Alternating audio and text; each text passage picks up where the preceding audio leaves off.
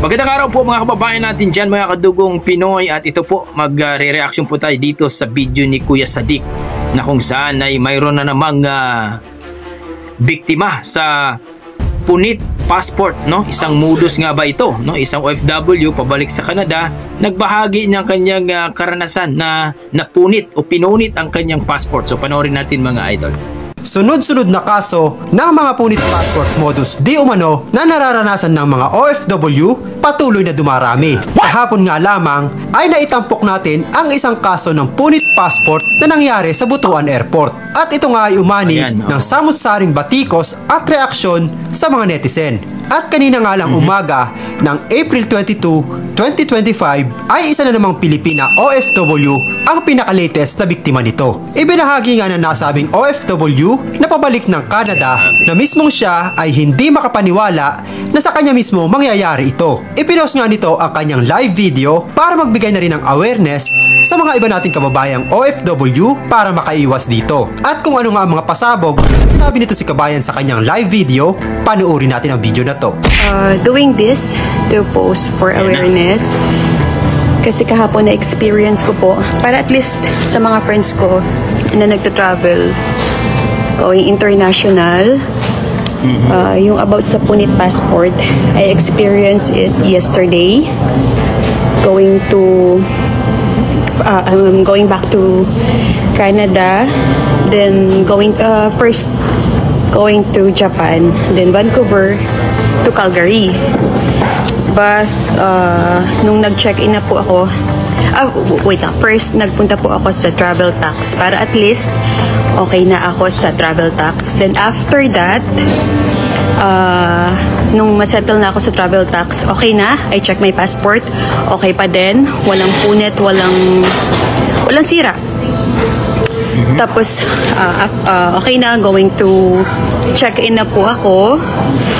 Then nung nag-check-in na ako, inabot ko yung passport ko and then my resident card.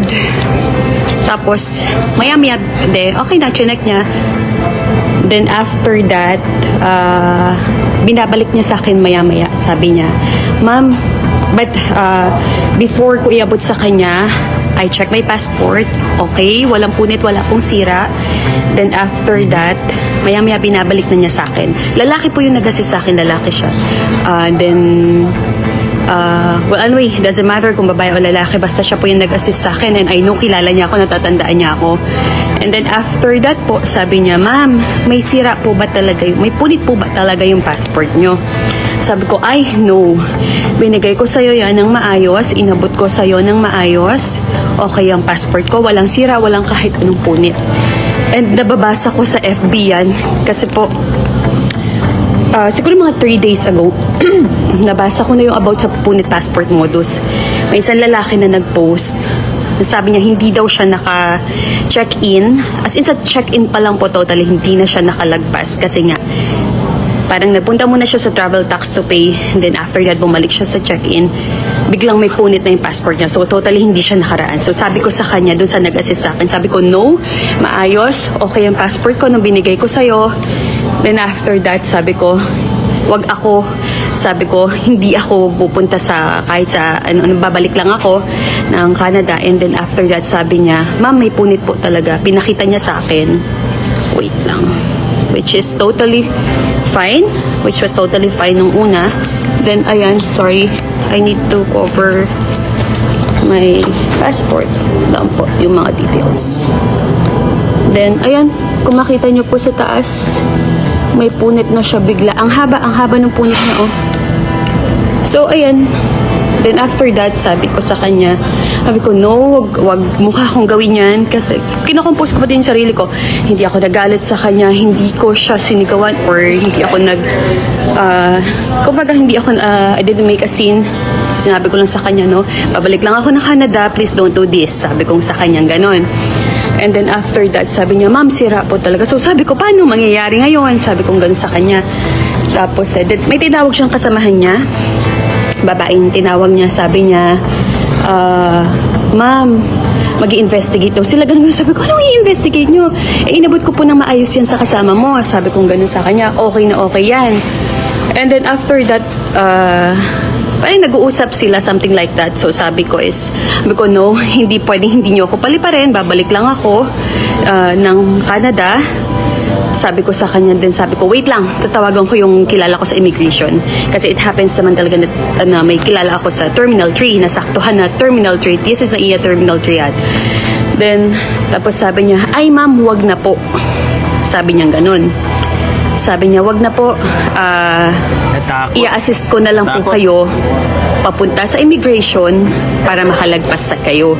Kakausapin ko na lang po if ever yung immigration officer kung kinakailangan, sabi niya ganon.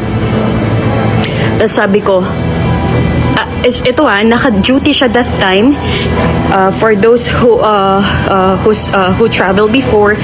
Diba once na naka-duty na yung sa check-in counter, dun siya, diba, hindi siya aalis dun. Pero siya, willing siyang umalis dun sa pwesto niya kahit naka-duty siya to assist me. Sabi ko, bakit ka ako? Sabi niya, para po makalagpas kayo sa immigration officer if ever.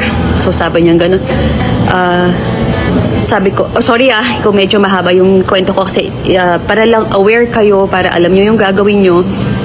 By the way, my case kasi, since nabasa ko na siya mga 3 days ago, yung punit passport modus, hindi ko siya na-inform na dapat pala, bago ko inabot sa kanya yung passport ko, pinakita ko muna na, ayan walang sira yung passport ko, buo yan. Kasi syempre, di ba, nakakahiya naman, baka ma-offend yung mga sa check-in counter.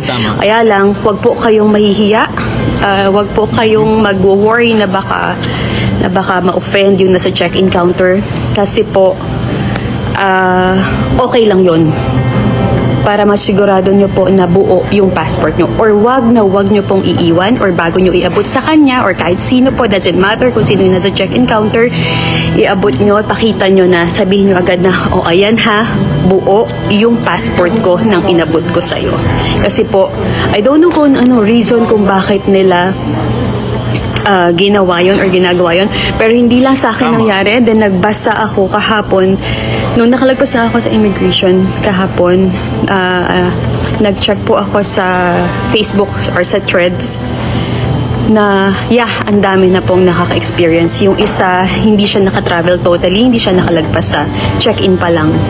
So, ayun, be aware lang. And then after that, so nung pinayagan ako mag-check-in, hindi na nila ako question, hindi na, kasi talagang nilaban ko na sinabi ko, no, buo kong binigay sa'yo yung passport ko and wag ako kasi nabasa ko na yung modus nyo na yan sa Facebook. Sabi kong ganon. Tama. Then sabi niya, okay ma'am, sige po, wala na pong problema, ganyan. Tapos sabi niya sa akin, okay na po ma'am. So binigay na sa akin yung passport ko, binigay din yung resident card ko and my what do you call this one? Yung boarding pass, and then okay na. Talagang sinabahan pa niya ako sa immigration. Pero nung as in in-escortan niya ako all the way there. Pero hindi siya nakipag-usap doon sa what do you call this one? Sa immigration officer, nag-aabang lang siya. Kaya pala siya nag-aabang kasi papapirmahin niya ako. Sabi niya sa akin na, ma'am, pirmahan niyo po after ko sa immigration officer. By the way, kahit makita ng immigration officer na may punit yung passport ko, okay lang. Pinalagpas pa din ako kasi chinek lang niya yung card ko, resident card ko. Bakit nila pinupunit? I don't know the reason. I don't know the reason kung bakit nila pinupunit. Pero ang dami ko nang nabasa sa thread sa Facebook na nauuso yung punit passport, which was yung ibang nabasa ko dahil may punit yung passport nila, hindi sila pina-travel.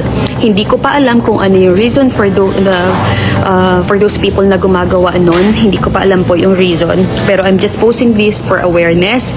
Para at least aware kayo, especially yung nagta-travel na yung mga OFWs po nating kababayan na bumabalik sa ibang bansa, and yung nagta-travel international for tourists, ganyan, na bago nyo po iabot yung passport nyo, sabihin nyo po muna na, ayan buo yung passport ko. Wag po kayong mahihiya. Kasi ako nung una nahiya ako, hindi ko pinakita na, ayan walang punit yung passport ko. Kasi ayoko nga ma-offend yung nasa check-in counter.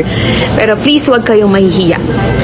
And even sa travel tax, ganun din po ang gawin nyo. Ipakita nyo din po na okay po yung passport ko, wala po itong punit So, yun lang. Kasi pag binalik sa inyo na nagkapunit, tapos tatanungin nila, ma'am, bakit po may punit yung passport nyo? Ganito po ba talaga?